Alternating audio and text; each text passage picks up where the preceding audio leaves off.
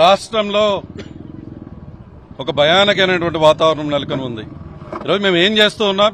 ఒక బాధ్యత గలటువంటి ప్రతిపక్ష నాయకులైనటువంటి మా వైఎస్ఆర్ కాంగ్రెస్ పార్టీ అధ్యక్షులైనటువంటి జగన్మోహన్ రెడ్డి గారు పిలుపు మేరకు ఈరోజు డిఎస్సిలో జరిగినటువంటి అవకతవకల్ని ప్రజల దృష్టికి తీసుకువెళ్దామనంటేనే ఎందుకు ఇంత ఉలుకుపాటు ఈ కూటమి ప్రభుత్వానికి అని అడుగుతా ఉన్నాం.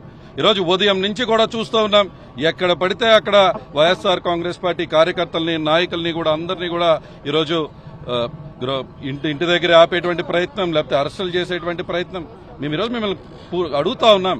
ఈరోజు డిఎస్సి రాసినటువంటి లక్షలాది మంది విద్యార్థులు డిఎస్సి రాస్తే వాళ్ళల్లో ఉన్నటువంటి అనుమానాలు అనేకం ఉన్నాయి. ఈరోజు మేము అడుగుతా ఉన్నాం, ఈరోజు ఎవరైతే out sourcing employees exam conduct చేశారో, ఎవరైతే ఎగ్జామ్ ఆన్లైన్ చేశారో వాళ్ళకే మొదటి 2 ర్యాంకులు ఎలా వచ్చాయి అంటే దీంట్లో పేపర్ లీకేజ్ ఉందా అని చెప్పి మిమ్మల్ని అడుగుతా ఉన్నాం.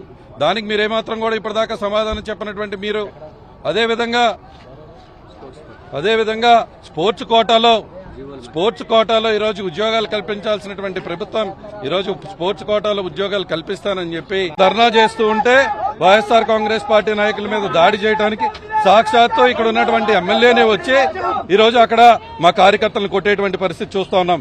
ఏం జరుగుతా ఉంది ఈ రాష్ట్రంలో అర్థం కావట్లా. ఈరోజు శాంతియుతంగా ఈరోజు మా పార్టీ ఆఫీస్ నుంచి ఈరోజు మేము పాదయాత్రగా వచ్చి ఈరోజు నిరసన తెలుపుతూ ఉంటే దీనిపైన కూడా మీరు ఈ విధంగా ఆంక్షలు కల్పిస్తూ ఈరోజు స్పోర్ట్స్ కోటాలో మీరు ఏ విధంగా ఇచ్చారో అప్పటికీ తెలియనటువంటి పరిస్థితి. దాన్ని డిస్ప్లే చేయండి. మీ ఈనాడు పేపర్లోనో ఏబిఎన్లోనో ఎవరెవరికి స్పోర్ట్స్ కోటాలు ఇచ్చారో పెట్టమంటే పెట్టేటువంటి పరిస్థితి లేదు.